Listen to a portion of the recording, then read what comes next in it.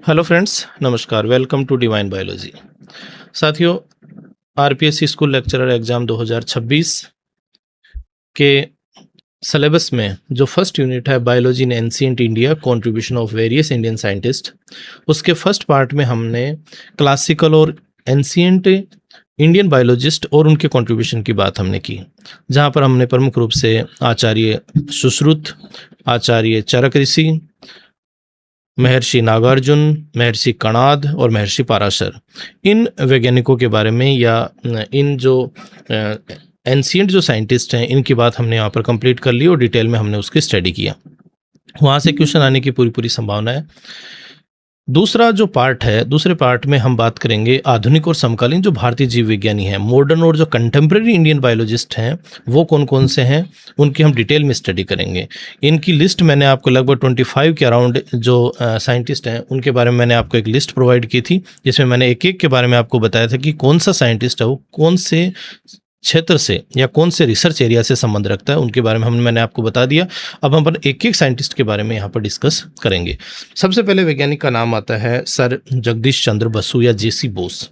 Sir Jagdish चंद्र बसु या जेसी बोस की बात अगर करें तो इनका जन्म जो हुआ वो 30 नवंबर 1858 को बंगाल प्रेसिडेंसी या बांग्लादेश में इनका जन्म हुआ। इन्होंने अपनी हायर एजुकेशन कैम्ब्रिज यूनिवर्सिटी से इन्होंने प्राप्त की। इनका जो रिसर्च एरिया है साथियों, वो प्लांट फिजियोलॉजी से संबंधित रहे, इसके अलावा बायोफिजिक्स से संबंधित रहे और बॉटनी से इनका संबंध रहा। इन्होंने क्रेस्कोग्राफ का आविष्कार किया, जिससे यह सिद्ध हुआ कि पौधों में भी सेंसिटिविटीज होती हैं और वे खुशी और दर्द को महसूस कर सकते हैं। इसके अलावा इन्होंने रेडियो तरंगों के क्षेत्र में भी अभूतपूर्व कार्य किया। इनको महत्वपूर्ण जो प्राइज जो मिला उसकी बात करें तो ये रॉयल सोसाइटी के फेलो चुने गए और इन्हें 1917 में नाइट बैचलर की उपाधि से सम्मानित किया गया। साथियों, दो महत्वपूर्ण किताबें सर जेसी बोस के द्वारा लिखी गई, एक किताब का नाम है response in the living and non living और दूसरी बुक का नाम है the nervous mechanism of plants. ये दोनों किताबें इंपॉर्टेंट हैं, इन किताबों के नाम अपने को पता होना चाहिए। Response in the living and non living, सजीव और निर्जीव की प्रतिक्रिया, और दूसरी किताब का नाम है the nervous mechanism of plants या पौधों का तंत्रिका तंत्र। ये दो किताबें इनके द्वारा लिखी गई। क्रेस्कोग्राफ का इन्होंने आविष्कार किया, प्लांट फिजियोलॉजी से संबंध रखते हैं। तो जेसी बोस के बारे में ये सब स्टेटमेंट हमें पता होना चाहिए। दूसरे वैज्ञानिक का नाम आता है हरगोविंद खुराना।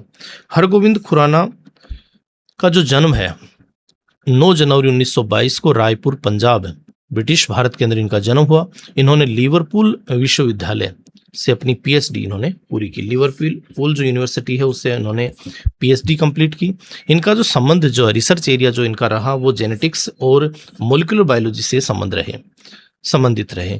इन्होंने जेनेटिक कोडोन की व्याख्या की, ये इंपॉर्टेंट पॉइंट याद रखना। इन्होंने जेनेटिक कोड की व्याख्या की और इन्होंने बताया कि न्यूक्लियोटाइड्स किस प्रकार से कोशिका के प्रोटीन संश्लेषण को नियंत्रित करते हैं। इन्होंने विश्व का पहला आर्टिफिशियल जीन इनके द्वारा बनाया गया। ये बहुत इंपॉर्टेंट पॉइंट अपने को ध्यान रखना है। विश्व का सबसे पहला आर्टिफिशियल जीन जो है वो किसके द्वारा बनाया गया? हरगोविंद खुराना के द्वारा बनाया गया। नेक्स्ट आती है हमारी पास, इनको कौन कौन से प्राइज इनको मिले। इनको प्राइज 1968 में इनको मेडिसिन के क्षेत्र में नोबेल प्राइज से सम्मानित इनको किया गया। ये विस्कॉन्सिन यूनिवर्सिटी और एमआईटी के अंदर प्रोफेसर के पद पर भी इन्होंने कार्य किया। तो ये इंपॉर्टेंट पॉइंट्स अपने को ध्यान रखने हरगोविंद खुराना के बारे में। हरगोविंद खुराना जेनेटिक्स से संबंध रखते हैं, मॉलिक्यूलर बायोलॉजी से संबंध रखते हैं, जेनेटिक कोड की इन्होंने व्याख्या की और विश्व का पहला आर्टिफिशियल जीन इनके द्वारा बनाया गया। इसके साथ ही 1968 में इनको मेडिसिन के क्षेत्र में नोबेल प्राइज से सम्मानित किया गया। तो ये पॉइंट अपने को ध्यान रखना है। नेक्स्ट वैज्ञानिक का नाम है doctor M S Swaminathan. Doctor M S Swaminathan के बारे में अगर अपन बात करें तो इनका जन्म जो है 1925 में कुंभकोणम, तमिलनाडु में इनका जन्म हुआ। जेनेटिक्स में विशेषज्ञता इनके द्वारा हासिल की गई, भी जेनेटिक्स से संबंध रखते हैं और विशेष रूप से एग्रीकल्चर साइंस और प्लांट जेनेटिक्स से संबंध रखते हैं। ये इंपॉर्टेंट बात है। एग्रीकल्चर साइंस और प्लांट जेनेटिक्स से महत्वपूर्ण रूप से संबंध रखते हैं। इसके साथ ही इन्हें हरित क्रांति का जनक कहा जाता है। भारत में इनको हरित क्रांति के जनक से जाना जाता है, जनक के नाम से इनको जाना जाता है। इन्होंने गेहूं और चावल की उच्च उपज वाली किस्मों को विकसित करने में महत्वपूर्ण भूमिका निभाई, जिससे भारत खाद्यान्न में आत्मनिर्भर बना। तो ये बहुत महत्वपूर्ण बात है। इन्होंने गेहूं और चावल की उच्च उपज वाली किस्मों को विकसित करने में महत्वपूर्ण भूमिका निभाई और इसे ही हरित क्रांति कहा गया। और हरित क्रांति के जनक हैं डॉक्टर एम एस स्वामीनाथन। इनको कौन कौन से प्राइज मिले उनकी बात करें तो प्रथम विश्व खाद्य पुरस्कार 1987 में इनको दिया गया, पद्म विभूषण और रमन मैग्सेसे अवार्ड से भी इनको सम्मानित किया गया। ये ICAR Indian council of agriculture research के महानिदेशक रहे और इसके साथ ही अंतर्राष्ट्रीय चावल अनुसंधान संस्थान के महानिदेशक भी ये रहे। तो ये बहुत इंपॉर्टेंट वैज्ञानिक है हमारे लिए। हमारे सिलेबस के अनुसार, हमारे एग्जाम पॉइंट ऑफ व्यू से एम एस स्वामीनाथन बहुत इंपॉर्टेंट है। इनके रिलेटेड स्टेटमेंट बेस्ड क्वेश्चन पूछा जा सकता है। हरित क्रांति के जनक रहे, प्लांट जेनेटिक्स से संबंध रखते हैं, एग्रीकल्चर साइंस से संबंध रखते हैं। इसके साथ में गेहूं और चावल की उच्च उपज वाली किस्मों को इन्होंने विकसित करने का कार्य किया। इन्हें प्रथम विश्व खाद्य पुरस्कार 1987 इनको मिला, पद्म विभूषण और रमन मैग्सेसे पुरस्कार भी इनको दिए गए। ये ICAR और IRRI के महानिदेशक के पद पर भी रहे। तो बहुत इंपॉर्टेंट वैज्ञानिक है। अगला वैज्ञानिक का नाम है वेंकटरमन रामकृष्णन। वेंकटरमन रामकृष्णन की बात अगर अपन करें, वेंकटरमन रामकृष्णन की बात अगर करें तो इनका जन्म तमिलनाडु में 1952 में इनका जन्म होता है। ये एक भारतीय अमेरिकी ब्रिटिश जीव विज्ञानी है। भारतीय अमेरिकी ब्रिटिश जीव विज्ञानी ये है। इनका रिसर्च एरिया की बात करें तो ये स्ट्रक्चरल बायोलॉजी और आणविक जीव विज्ञान मॉलिक्यूलर बायोलॉजी से संबंध रखते हैं। इन्होंने राइबोसोम की परमाणु संरचना या एटॉमिक जो स्ट्रक्चर है और कार्यप्रणाली का मानचित्रण किया, जो कोशिकाओं के भीतर प्रोटीन बनाने के लिए जिम्मेदार होते हैं। पुरस्कारों की बात अगर अपन करें तो 2009 में रसायन विज्ञान का नोबेल प्राइज से इनको सम्मानित किया गया। 2009 में केमिस्ट्री के क्षेत्र में इनको नोबेल प्राइज दिया गया और इन्हें 2010 में पद्म विभूषण से भी सम्मानित किया गया। महत्वपूर्ण पद क्या रहे इनके पास? महत्वपूर्ण पद के अंदर ये रॉयल सोसाइटी के अध्यक्ष रहे और इनके द्वारा एक किताब लिखी गई, जीन मशीन। ये बहुत इंपॉर्टेंट बुक है भाई, जीन मशीन इंपॉर्टेंट बुक है। जीन मशीन किसके द्वारा लिखी गई? जीन मशीन जो बुक है वो लिखी गई वेंकटरमन रामकृष्णन के द्वारा। तो वेंकटरमन रामकृष्णन के द्वारा बुक लिखी गई जीन मशीन। इनका संबंध जो है वो स्ट्रक्चरल बायोलॉजी और मॉलिक्यूलर बायोलॉजी से संबंध रखते हैं। राइबोसोम की परमाणु संरचना, एटॉमिक स्ट्रक्चर जो राइबोसोम की दी गई वो वेंकटरमन रामकृष्णन के द्वारा दी गई और उसके साथ में ही 2009 में इन्हें केमिस्ट्री के क्षेत्र में नोबेल प्राइज से सम्मानित किया गया। 2009 में केमिस्ट्री का नोबेल प्राइज मिला और 2010 में इन्हें पद्म विभूषण से सम्मानित किया गया। ये रॉयल सोसाइटी के अध्यक्ष रहे और साथ ही इनके द्वारा एक बहुत महत्वपूर्ण किताब लिखी गई, जीन मशीन। ये किताब लिखी गई वेंकटरमन रामकृष्णन के द्वारा। तो ये नाम बहुत इंपॉर्टेंट है, इसको अपने को ध्यान रखना है। अगले वैज्ञानिक का नाम है E.K. जानकी अमाल। E.K. जानकी अमाल जो वैज्ञानिक हैं, ये पहली भारतीय वनस्पति वैज्ञानिक हैं E.K. जानकी अमाल। जानकी अमाल नाम याद रखना। व्यक्तिगत जानकारी की बात करें, इनका जन्म 1897 में केरल के अंदर इनका जन्म होता है। इन्होंने अपनी हायर एजुकेशन मिशिगन यूनिवर्सिटी से इन्होंने अपनी हायर एजुकेशन प्राप्त की। उसके साथ में ही ये बॉटनी और साइटोजेनेटिक्स से संबंध रखती हैं। फेमस इनके द्वारा डिस्कवरी की बात करें तो इन्होंने भारतीय गन्ने की किस्मों को मीठा बनाने के लिए हाइब्रिडाइजेशन टेक्निक के ऊपर कार्य किया। बहुत इंपॉर्टेंट है, भारतीय गन्ने की किस्मों को मीठा बनाने के लिए इन्होंने हाइब्रिडाइजेशन टेक्निक के ऊपर कार्य किया। इसके साथ इन्होंने पौधों की नई किस्मों के साइटोलॉजी के ऊपर भी शोध कार्य इनके द्वारा किया गया। पुरस्कारों की बात करूं तो 1977 में इन्हें पद्मश्री से सम्मानित इनको किया गया और ये botanical survey of India BSI की महानिदेशक पद के ऊपर रही। ये बहुत महत्वपूर्ण बात है, ये BSI की महानिदेशक पद के ऊपर भी ये रही और ये पहली भारतीय महिला बोटनिस्ट हैं E.K. जानकी अमाल और ये BSI की महानिदेशक पद के ऊपर इनको चयनित किया गया। इसके बाद में अगले वैज्ञानिक का नाम है G.N. रामचंद्रन। G.N. रामचंद्रन नाम आपने सुना है। G.N. रामचंद्रन जो है, इनका जन्म केरल में इनका जन्म होता है। केरल में इनका जन्म हुआ और इन्होंने प्रसिद्ध वैज्ञानिक C.V. रमन के मार्गदर्शन में, ये C.V. रमन के शिष्य के रूप में ये रहे। बायोफिजिक्स और स्ट्रक्चरल बायोलॉजी से संबंध रखते हैं। बायोफिजिक्स और स्ट्रक्चरल बायोलॉजी से इनका संबंध रहा। इन्होंने प्रोटीन की संरचना को समझाने के लिए, प्रोटीन की स्ट्रक्चर को समझाने के लिए रामचंद्रन प्लॉट विकसित किया। इन्होंने कोलाजन की ट्रिपल हेलिकल स्ट्रक्चर की खोज की। ये बहुत इंपॉर्टेंट है, कोलाजन की ट्रिपल हेलिकल स्ट्रक्चर की खोज किसने की? एन रामचंद्रन के द्वारा की गई। रामचंद्रन प्लॉट इनके द्वारा विकसित किया गया। रामचंद्रन प्लॉट किससे संबंधित है? प्रोटीन के स्ट्रक्चर को समझाने से संबंधित है। इन्हें शांति स्वरूप भटनागर पुरस्कार दिया गया। इन्हें शांति स्वरूप भटनागर पुरस्कार से सम्मानित किया गया। इंपॉर्टेंट व्यक्ति हैं G N Ramachandran. G N Ramachandran के बाद अगले वैज्ञानिक का नाम आता है हमारे पास डॉक्टर सलीम अली। बहुत ही महत्वपूर्ण व्यक्ति हैं। ऑर्निथोलॉजी के अंदर इनका बहुत बड़ा नाम है डॉक्टर सलीम अली। डॉक्टर सलीम अली का जन्म जो है वो मुंबई में जन्म इनका होता है। पहले बॉम्बे बोलते थे, मुंबई में इनका जन्म हुआ। इन्हें बर्ड मैन ऑफ इंडिया के नाम से जाना जाता है। महत्वपूर्ण नाम है, बर्ड मैन ऑफ इंडिया के नाम से इनको जाना जाता है। इनका जो रिसर्च एरिया वो ऑर्निथोलॉजी यानी पक्षी विज्ञान और नेचुरल हिस्ट्री से ये संबंधित रहे हैं। नेचुरल हिस्ट्री से संबंधित रहे हैं। प्रसिद्ध खोजें और योगदान की बात अगर मैं करूँ तो इन्होंने पूरे भारत में पक्षियों का व्यवस्थित सर्वेक्षण किया, जो अपनी तरह का पहला प्रयास था। ये बहुत महत्वपूर्ण बात है कि सिस्टमेटिक जो बर्ड सर्वे जो किया गया वो डॉक्टर सलीम अली के द्वारा किया गया। इन्होंने पक्षियों के व्यवहार, उनके माइग्रेशन, उनके इकोसिस्टम के ऊपर गहन रिसर्च इनके द्वारा किया गया। और भरतपुर जो पक्षी अभ्यारण्य है, केवलादेव पक्षी अभ्यारण्य की स्थापना और साइलेंट वैली को बचाने में इनकी महत्वपूर्ण भूमिका रही। ये बहुत इंपॉर्टेंट बात है। भरतपुर पक्षी अभ्यारण्य की स्थापना और साइलेंट वैली को बचाने में इनकी महत्वपूर्ण भूमिका रही। महत्वपूर्ण पद क्या रहे उनकी बात अगर करें तो ये बॉम्बे नेचुरल हिस्ट्री सोसाइटी के प्रमुख स्तंभ थे और इसके विकास में इनकी महत्वपूर्ण भूमिका रही है। इनको 1958 में पद्म भूषण से सम्मानित किया गया। 1958 में पद्म भूषण से और 1976 में पद्म विभूषण से इनको सम्मानित किया गया। इन्हें जे पॉल गेट्टी वन्यजीव संरक्षण पुरस्कार भी प्राप्त इनको हुआ और इनके द्वारा कुछ किताबें लिखी गई। बहुत महत्वपूर्ण किताबें हैं। 3 किताबें इनके द्वारा लिखी गई। The book of Indian birds, the book of Indian birds, भारतीय पक्षियों की पुस्तक, यह पक्षी प्रेमियों के लिए एक मार्गदर्शिका मानी जाती है। The fall of A sparrow, यह उनकी प्रसिद्ध आत्मकथा है, बहुत इंपॉर्टेंट है। The fall of A sparrow, ये इंपॉर्टेंट बुक है जो इनकी खुद की बायोग्राफी, ऑटोबायोग्राफी है, the fall of A sparrow. और एक बुक इनके द्वारा लिखी गई, the handbook of the birds of India and Pakistan. Sydney Dylan replay के साथ सहलिखित एक पुस्तक है, handbook of the birds of India and Pakistan. तो 3 किताबें प्रमुख रूप से लिखी गई डॉक्टर सलीम अली के द्वारा। एक लिखी गई the book of Indian birds, the fall of sparrow और handbook of the birds of India and Pakistan. ये 3 किताबें इनके द्वारा लिखी जाती हैं, जिसमें से the fall of A sparrow इनकी ऑटोबायोग्राफी है। तो डॉक्टर सलीम अली एक महत्वपूर्ण ऑर्निथोलॉजिस्ट माने जाते हैं, जिन्हें बर्ड मैन ऑफ इंडिया के नाम से जाना जाता है। अगले वैज्ञानिक की बात अगर करें तो अगले वैज्ञानिक का नाम है कमला सोहनी। कमला सोहनी जो वैज्ञानिक हैं, इनका जन्म इंदौर मध्य प्रदेश में इनका जन्म होता है। ये विज्ञान में पीएचडी प्राप्त करने वाली पहली भारतीय महिला है। बहुत इंपॉर्टेंट है, ये विज्ञान विषय में साइंस में पीएचडी प्राप्त करने वाली पहली भारतीय महिला है कमला सोहनी, डॉक्टर कमला सोहनी। इनका जो अनुसंधान का जो क्षेत्र रहा वो बायोकेमिस्ट्री, इनका अनुसंधान का क्षेत्र जो रहा वो बायोकेमिस्ट्री रहा। ये इंपॉर्टेंट पॉइंट है, इसको ध्यान रखना अपने को।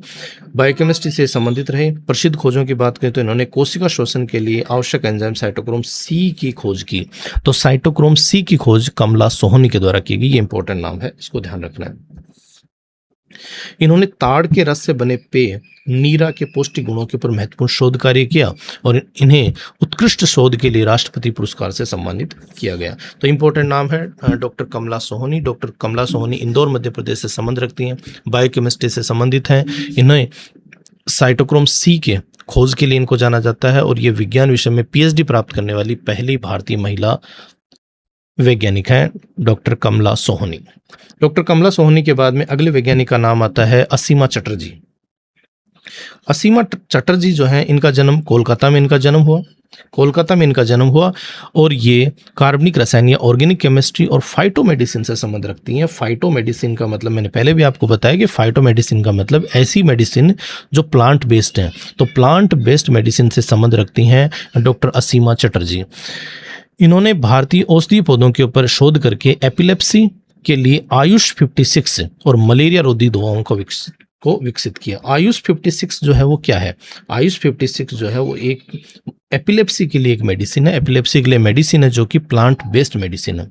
इन्हें विज्ञान में शांति स्वरूप भटनागर पुरस्कार 1961, ये विज्ञान में शांति स्वरूप भटनागर पुरस्कार प्राप्त करने वाली पहली भारतीय महिला वैज्ञानिक थी। तो इंपॉर्टेंट नाम है पहली भारतीय महिला वैज्ञानिक थी। इंपॉर्टेंट नाम है, देखो, विज्ञान में पीएचडी करने वाली पहली भारतीय महिला वैज्ञानिक कमला सोहोनी, और विज्ञान विषय में शांति स्वरूप भटनागर पुरस्कार प्राप्त करने वाली पहली भारतीय महिला वैज्ञानिक जो थी वो थी असीमा चटर्जी। ये दोनों नाम अपने को ध्यान रखने हैं।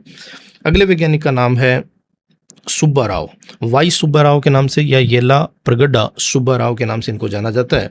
इनका जन्म आंध्र प्रदेश में इनका जन्म होता है। ये बायोकेमिस्ट्री और फार्मेकोलॉजी से संबंध रखते हैं। इनका जो रिसर्च एरिया बायोकेमिस्ट्री और फार्मेकोलॉजी से संबंधित है। इन्होंने शरीर में ऊर्जा के स्रोत एटीपी की भूमिका की पहचान की। इन्होंने ये बताया कि हमारे शरीर में जो एनर्जी के लिए जो एनर्जी करेंसी जो होती है वो एटीपी होती है, ये इन्होंने बताया। इन्होंने कैंसर की पहली कीमोथेरेपी दवा मेथोट्रेक्सेट और व्यापक एंटीबायोटिक टेट्रासाइक्लिन के विकास में भी महत्वपूर्ण भूमिका निभाई। बहुत महत्वपूर्ण वैज्ञानिक हैं। कैंसर के लिए दवाई काम में आती है, मेडिसिन है तो मेथोट्रेक्सेट, और उसके साथ में ही एक एंटीबायोटिक है टेट्रासाइक्लिन। इनके विकास में महत्वपूर्ण भूमिका निभाते हैं वाई सुब्बाराव। ये अमेरिका में येडरले प्रयोगशालाओं में अनुसंधान निदेशक के पद के ऊपर भी रहे हुए हैं। अगले वैज्ञानिक के अंदर नाम आता है लालजी सिंह। लालजी सिंह जौनपुर उत्तर प्रदेश में इनका जन्म हुआ। ये मॉलिक्यूलर बायोलॉजी और जेनेटिक्स से संबंध रखते हैं। मॉलिक्यूलर बायोलॉजी और जेनेटिक्स से संबंध रखते हैं। सबसे खास बात है कि इन्हें भारत में डीएनए फिंगरप्रिंटिंग का जनक कहा जाता है। इन्हें भारत में डीएनए फिंगरप्रिंटिंग का जनक कहा जाता है। तो भारत में डीएनए फिंगरप्रिंटिंग के जो जनक माने जाते हैं वो कौन माने जाते हैं? लालजी सिंह को माना जाता है। इन्होंने बीकेएम प्रोब तकनीक विकसित की जो अपराध विज्ञान और वन्य जीव संरक्षण में उपयोगी होती है। ये सीसीएमबी के निदेशक रहे और इन्हें पद्मश्री से सम्मानित किया गया। इंपॉर्टेंट व्यक्ति हैं, इंपॉर्टेंट साइंटिस्ट हैं। अगले साइंटिस्ट का नाम आता है पंचानन महेश्वरी। पंचानन महेश्वरी का जन्म जयपुर में हुआ। इनका जन्म जयपुर में हुआ और ये प्लांट एम्ब्रियोलॉजी से संबंध रखते हैं। इन्होंने पुष्पीय पौधों जो एंजियोस्पर्म जो प्लांट्स हैं उनके अंदर टेस्ट ट्यूब फर्टिलाइजेशन की तकनीक विकसित की। टेस्ट ट्यूब फर्टिलाइजेशन की तकनीक इनके द्वारा विकसित की गई, जो एक इंपॉर्टेंट टेक्निक है, ये आपको ध्यान रखना है। इसके अलावा इनके द्वारा एक पुस्तक लिखी गई, एन इंट्रोडक्शन टू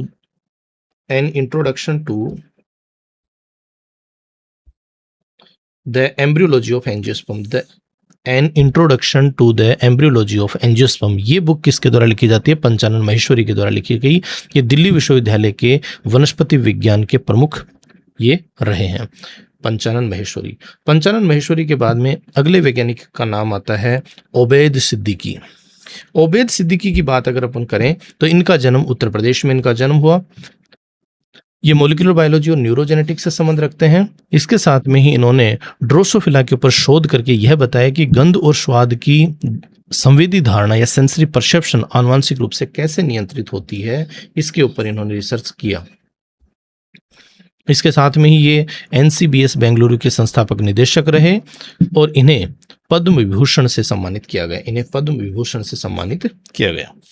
अगले साइंटिस्ट का नाम आता है गगनदीप कंग। गगनदीप कंग जो हैं ये वैज्ञानिक शिमला में इनका जन्म हुआ। ये वायरोलॉजी और पब्लिक हेल्थ से संबंध ये रखते हैं। वायरोलॉजी और पब्लिक हेल्थ से संबंध ये रखते हैं। प्रसिद्ध खोजों की बात करें तो इन्होंने भारत में स्वदेशी रोटा वायरसेस वैक्सीन के नैदानिक परीक्षणों और विकास में नेतृत्व किया। भारत के अंदर जो हमारे देश में जो डेवलप होने वाले जो रोटा वायरस जो वैक्सीन है उनके डेवलपमेंट में महत्वपूर्ण भूमिका निभाई गगनदीप कंग ने। इन्हें रॉयल सोसाइटी की फेलो भी चुनी गई और ये रॉयल सोसाइटी की फेलो चुने जाने वाली पहली भारतीय महिला वैज्ञानिक बनी। ये इंपॉर्टेंट नाम है भाई, ये रॉयल सोसाइटी की फेलो चुने जाने वाली पहली भारतीय महिला वैज्ञानिक बनी। इंपॉर्टेंट नाम है, ठीक। उसके बाद में अगले नंबर का जो साइंटिस्ट है उसकी बात अगर हम करें तो नाम आता है किरण मजूमदार शो। किरण मजूमदार शो का जो जन्म है वो बेंगलुरु में इनका जन्म हुआ। बेंगलुरु के अंदर इनका जन्म हुआ और इन्होंने ऑस्ट्रेलिया से ब्रूइंग में शिक्षा प्राप्त की। बायोटेक्नोलॉजी से संबंध रखती हैं, बायोटेक्नोलॉजी से संबंध रखती हैं और इन्होंने भारत की बायोफार्मास्यूटिकल कंपनी बायोकॉन की स्थापना की। भारत में इन्होंने एक कंपनी की स्थापना की जिसका नाम है बायोकॉन। तो बायोकॉन की संस्थापक निदेशक कौन है? किरण मजूमदार शो। इनका मुख्य कार्य किफ़ायती इंसुलिन और कैंसर की दवाओं के विकास पर केंद्रित था। इन्होंने किफ़ायती जो इंसुलिन है उसको विकसित किया और कैंसर की दवाओं के विकास पर केंद्रित इनका प्रमुख कार्य रहा। इन्हें पद्म भूषण 2005 में इनको दिया गया और ये बायोकॉन की एग्जीक्यूटिव चेयरपर्सन वर्तमान में है। किरण मजूमदार शो के बाद अगले वैज्ञानिक का नाम आता है कमल रणदीवे। कमल रणदीवे की बात करें तो इनका जन्म पुणे में हुआ। अनुसंधान क्षेत्र की बात करें तो ये कैंसर रिसर्च और सेल बायोलॉजी से संबंध रखने वाली वैज्ञानिक हैं। इन्होंने भारत की पहली टिश्यू कल्चर प्रयोगशाला स्थापित की। ये बहुत इंपॉर्टेंट है, भारत की पहली टिश्यू कल्चर प्रयोगशाला किसने स्थापित की? कमल रणदीवे ने। पुणे में इनका जन्म होता है और भारत की पहली टिश्यू कल्चर प्रयोगशाला स्थापित करने वाली वैज्ञानिका कमल रणदीवे। इन्होंने कैंसर और कुष्ठ रोग के बैक्टीरिया के बीच संबंधों पर महत्वपूर्ण शोध किया। इन्हें 1982 में पद्म भूषण से सम्मानित किया गया। 1982 का पद्म भूषण प्राइज इनको दिया गया। अगले वैज्ञानिक का नाम है इंदिरा हिंदुजा। इंदिरा हिंदुजा की बात अगर करें तो ये मुंबई में स्थित एक प्रसिद्ध गायनिकोलॉजिस्ट है। मुंबई में स्थित एक प्रसिद्ध जो गायनिकोलॉजिस्ट हैं इंदिरा हिंदुजा, ये रिप्रोडक्टिव बायोलॉजी और इनफर्टिलिटी से संबंध रखती हैं। रिप्रोडक्टिव बायोलॉजी और इनफर्टिलिटी से संबंध रखती हैं और इनकी खास बात यह है कि इन्होंने 1986 में भारत के पहले टेस्ट ट्यूब बेबी के जन्म का नेतृत्व किया। 1986 में भारत के पहले टेस्ट ट्यूब बेबी के जन्म का नेतृत्व किसके द्वारा किया गया? इंदिरा हिंदुजा के द्वारा किया गया। इन्होंने गिफ्ट गैमेट इंट्राफेलोपियन ट्रांसफर तकनीक विकसित करने में भी महत्वपूर्ण भूमिका निभाई और इनके द्वारा सबसे पहले भारत का पहला टेस्ट ट्यूब बेबी को जन्म दिया गया या जन्म करवाने में महत्वपूर्ण भूमिका इनके द्वारा निभाई गई। इन्हें 2011 में पद्मश्री से सम्मानित किया गया। 2011 में इनको पद्मश्री से सम्मानित किया गया। तो ये इंपॉर्टेंट बातें इसके बारे में अपने को ध्यान रखनी है। 1986 में भारत का जो पहला टेस्ट ट्यूब बेबी हुआ उसके जन्म का जो नेतृत्व किया वो इंदिरा हिंदुजा के द्वारा किया गया। इन्होंने gift gamete intrafallopian transfer technique जो है उसको विकसित करने में महत्वपूर्ण भूमिका इन्होंने निभाई, इसलिए इनको 2011 में पद्मश्री से सम्मानित इनको किया गया। इंदिरा हिंदुजा बहुत महत्वपूर्ण नाम है। इंदिरा IVF नाम से कई प्रकार के सेंटर भी इनके द्वारा स्थापित किए गए हैं। तो ये प्रमुख जो वैज्ञानिक हैं जो हमने पढ़े हैं, ये मॉडर्न और कंटेम्प्ररी बायोलॉजिस्ट हैं जिनके बारे में अभी हमने बात की। इससे पहले वाले वीडियो लेक्चर के अंदर हमने एंशिएंट और जो क्लासिकल इंडियन जो बायोलॉजिस्ट हैं उनके और उनके कंट्रीब्यूशन की बात की और इसके अंदर हम मॉडर्न बायोलॉजिस्ट की बात हमने यहाँ पर की। तो हमारी जो फर्स्ट यूनिट है biology in ancient India contribution of various Indian scientist, ये यूनिट हमारी यहाँ पर कंप्लीट होती है। इसमें सभी जो इम्पोर्टेंट जो साइंटिस्ट हैं उनको हमने यहाँ पर कवर किया है। एक बार आप इन दोनों वीडियोज़ को एक बार अच्छे से देख लें, उनके प्रॉपर ढंग से आप नोट्स प्रिपेयर कर लें। किसी को अगर इसकी PDF की रिक्वायरमेंट हो तो मुझे व्हाट्सएप पे डायरेक्ट मैसेज कर सकते हैं, मैं उनको PDF भी उपलब्ध करवा दूंगा ताकि वो PDF से भी आसानी से पढ़ सकते हैं, क्योंकि अभी हमारे पास ज़्यादा समय नहीं है, एग्ज़ाम हमारा नज़दीक है, इसलिए आप PDF का यूज़ भी कर सकते हैं। पढ़ते रहिए, मस्त रहिए और अच्छे से अपनी एग्ज़ाम की प्रिपरेशन कीजिए। थैंक यू फॉर वॉचिंग और डिवाइन बायोलॉजी के साथ जुड़े रहिए। आगे हम जो यूनिट वाइज कुछ MCQ की प्रैक्टिस भी करेंगे ताकि अगले 8 से 10 दिन के अंदर हमारी बहुत अच्छी से प्रिपरेशन हो। हमारी जो शानदार प्रिपरेशन जो हमने कर रखी है उसे और ज़्यादा तेज़ धार उसको मिल सके और हम हमारे उस एग्ज़ाम में अंतिम रूप से चयनित हो सकें। Thank you so much.